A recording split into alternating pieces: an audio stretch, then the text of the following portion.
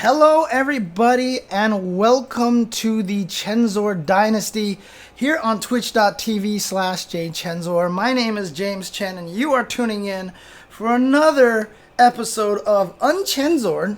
What are we talking about today? Today I am going to be giving a hot take of the hottest takes out there. Fighting games today are significantly harder to learn than they were even 10 years ago, maybe even 15 years ago. This is gonna fly in the face of what a lot of people like to preach in the fighting game community. Man, it's easier to learn fighting games than ever before these days. You have so many resources out there. People giving advice and all this knowledge. We have knowledge. Now we know what an option select is, frame traps, all this stuff. Dude, the training modes in fighting games are ridiculous. You can sit there and test things out. You have all the frame data in game for a lot of games. So a lot of times people say that it's easier than ever for beginners to get good at fighting games. But I actually believe that it is significantly harder to get good at fighting games now. A lot of people will argue that, oh, you could actually hide tech back in the day, so how does that make any sense? We watch tournament footage, we know what it looks like when good players play. And I will say this to preface everything, while it may be true that it's easier to become a tournament caliber level player, so in other words, if you're good or great, to get to the point where you're tournament scary is probably easier today. But I believe it is significantly harder to go from the stage where you're a beginner to the stage where you even know what you're doing in a fighting game at all. Significantly harder. I already know what a lot of people are going to say. Oh, it's harder to learn fighting games these days because of frame data and, all this such. That's not actually where I'm going with this. The reason why fighting games are harder to learn, in particular for beginners today, is because that fighting games are by nature a social genre. Fighting games are not meant to be played by yourself. And these days, so many people are trying to learn fighting games by themselves. And it's impossibly difficult that way to get good and to learn. Fighting games thrive as a social genre. Arcades facilitated learning fighting games so much because one, when it wasn't your turn, you will sit there and watch the top levels play. You watched a lot. You constantly were watching people play.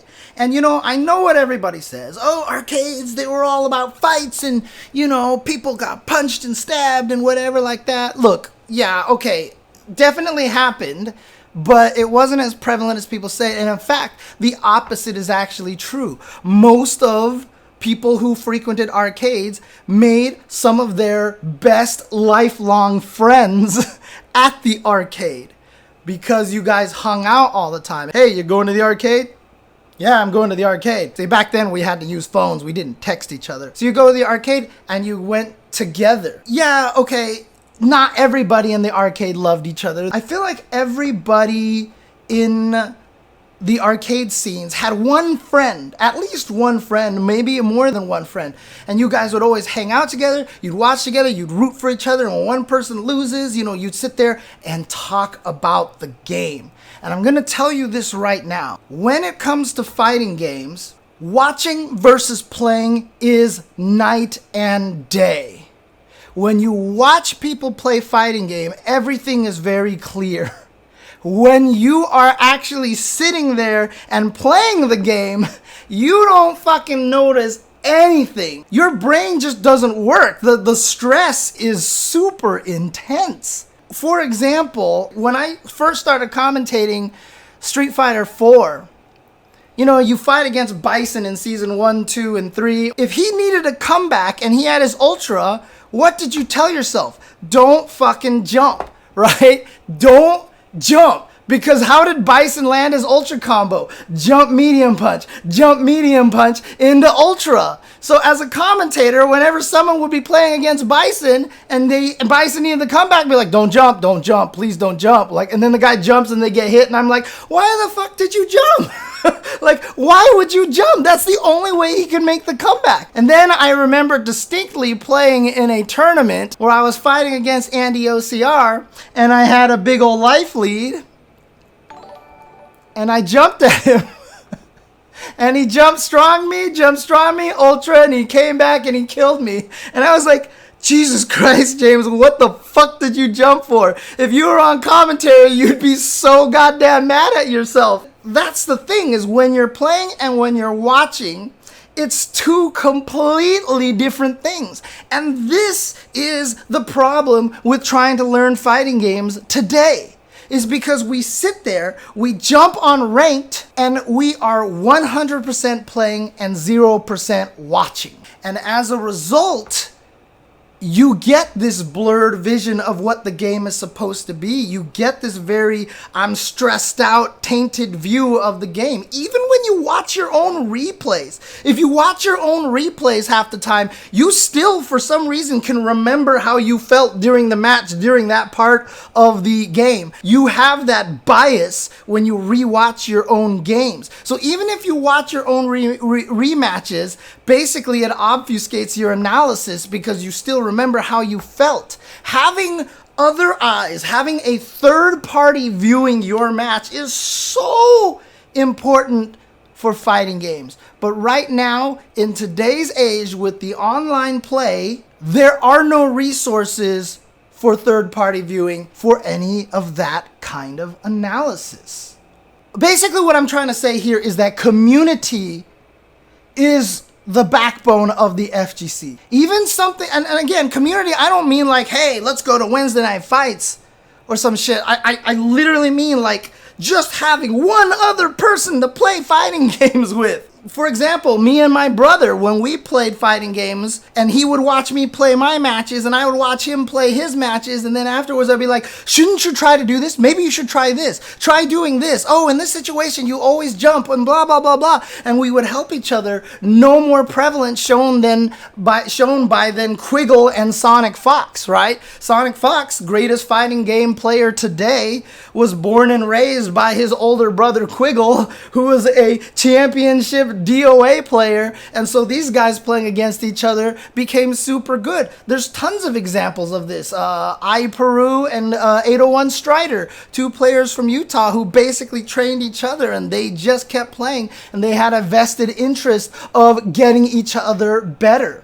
It's so important and valuable to have this community. Today, we are dominated by social media, which means that we don't have community anymore. We've lost the small groups, the community aspect, which is so vital and important to fighting games, which is crucial to the growth of players. And again, I mean this from, hey, I'm stepping up to this game that I've never played before, to getting to the point where I'm competent in the game. Even back 10 years ago, when Street Fighter 4 first came out, we had the Shoryuken.com forums, which was super important. I spent all my time in the Shoryuken.com forums. I was in the forums all the time. And I still remember a lot of the people from there that I made friends with. I made friends with like the Olympian, Stein Media. Dude, it's where I met Jeff the Hero. Like, I know Jeff the Hero from the Cami forums, and I will always have that kind of background with these guys. There's still going to be this kind of solidarity. In fact, in the very first year, in 2009, for Street Fighter 4, Evo Top 8, Sanford Kelly kept telling people Cami is good, and everybody in the Cami forum was like, you're wrong, she's garbage, she's bad. And Sanford Kelly was like, she's good. And then Sanford Kelly got top 8 at Street Fighter 4's first Evo using Cami. And I remember the Cami forum blowing up, and then all of us just sat there and were like, okay, what was it? Oh, that's amazing. Wow, I think I get it now. Oh, this makes sense, and blah, blah, blah. And like,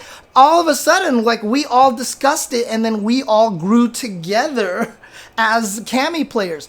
Like, think about if that happened today. That just doesn't happen anymore. That literally doesn't happen. What was going to happen? Like 3 people are going to talk on Twitter, and then all of a sudden it spreads off into like 7 branches of conversations, and then nobody knows what the hell is going on anymore. We've lost that community in the fighting. Yeah, I mean, like, I know people are going to be like, what about Discords? What about Discords? You know, and like, Discords are so fucking impossible to follow, okay? Because like, Discord is about chatting. It's about what you see on the screen right now. It's chat. People just talk quick sentences.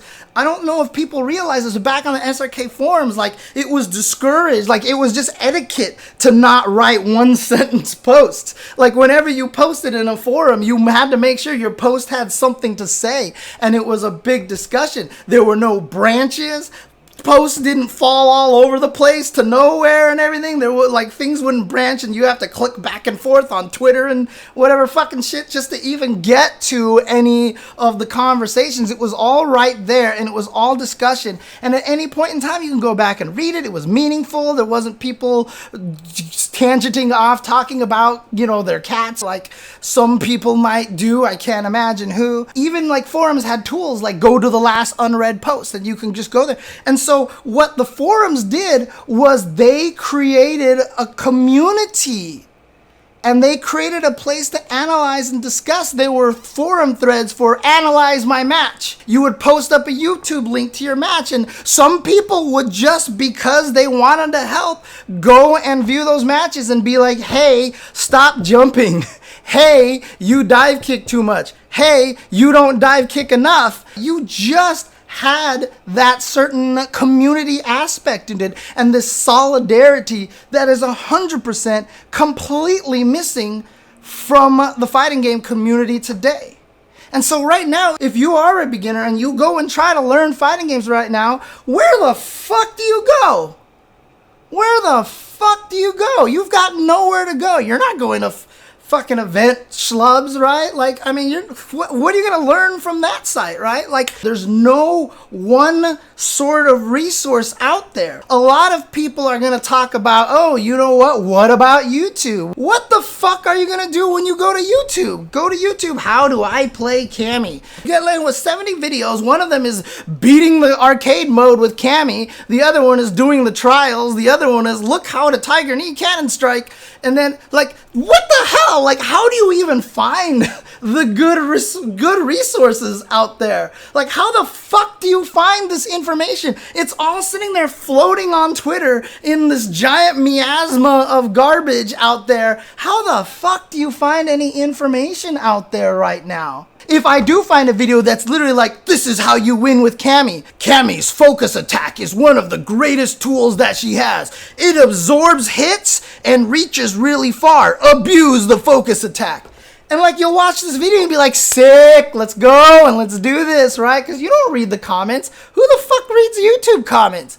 And then you go play online and you get your ass fucking kicked because that advice is garbage. But like, when you were on the forums, if someone posted garbage advice, somebody else would call them out on it, and you would have this discourse and stuff. You can't even trust the information that you find on YouTube these days. There's too much garbage out. It's like the PlayStation console or the Wii console comes out. So many great games on there, yet there's about 50 times more just absolute trash on these consoles. Like, you sit there like, oh, look at this, a new Contra game on the PlayStation 1, and you go buy it and it's fucking garbage, dude. It's fucking garbage. Like, how do you figure this out? Except we don't even have magazines to review. We don't have someone out there reviewing YouTube content out there for you, so you don't have any idea that this information is garbage. So this is one of the problems of not having that community. And again,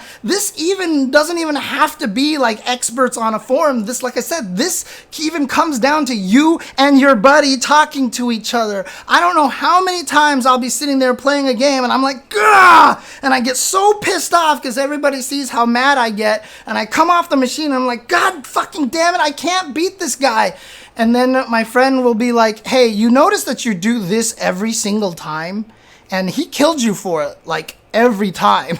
And I was like, what are you talking about? I don't do this every time. And he's like, trust me, you do. And then the next time you play, you notice you do it and you're like, holy shit. To get from beginner to competent level, a lot of times it is something as simple as, you jump back and throw a fireball every time. Do you know that you've never anti-aired this guy any time that he's jumped at you? You have this amazing crouching strong that hits up. That's a really good anti-air, by the way. These little things, these little subtle things like that are enough to get you to rethink and get you to break out of this fog that you put yourself in when you play by yourself. When you're playing online, there's nobody to tell you this shit. Nobody. Nobody will tell you that you're not anti-airing. Nobody's going to tell you that you're not backdashing it. And those little things are the difference between being a beginner and getting to the point where you feel like you know what you're doing. When you're playing a fighting game, I hear this from a lot of people. I had people tweeting at me. They're like, I just want to get to a point where it feels like I know what I'm doing, why I'm hitting buttons, what is even happening in this game. The problem is, because of the online experience these days, we are at a point where we have lost the community. We have lost that sense of camaraderie, that sense of encouragement. Encouragement is so important. Like, you'll see other people like, no, don't worry, dude, you got this. I believe in you. Or like, oh, no, you should do this, and I bet you'll do a lot better. Like, when you have your friends, like when we used to go play Golfland, my memories of playing the matches there are foggy because I went there week after week after week. But you know what my strongest memories are? Sitting there at Golfland, losing to Vi all day, and then sitting there going, and then Madge or Derek Omni or Jay Vassant comes up to me and they're like, hey, let's go grab dinner. And the four of us would drive down the street to the Denny's, and we would all sit at this table, and all of us like, God damn it, I can't fucking beat him. Well, have you thought about trying this? Maybe you should try this. Hey, have you ever thought about doing this tactic with this character? Maybe you should stop using this character. I noticed that your character, blah, in CVS 2 is absolute fucking garbage, but it's my favorite character. Yeah, but you suck with them. This kind of thing is so important. And just like Choi Sauce says in the chat, Denny's text sharing is where the real leveling up happens. 100%. You don't get any of this shit when you're playing fighting games online anymore. And not only that, but when you're learning together, let's say I'm sitting there telling Vassant, you know what, maybe I should do this. This never happens, by the way, because Vassant is a genius. But I would tell Vassant, like, maybe you should try this. And then he goes and does it, and it wins him a match. Dude, you feel fucking great. You aren't even playing, but you feel fucking great when your advice helped them win. Like, that kind of success through your friends, through discussion, through conversation is so fucking awesome.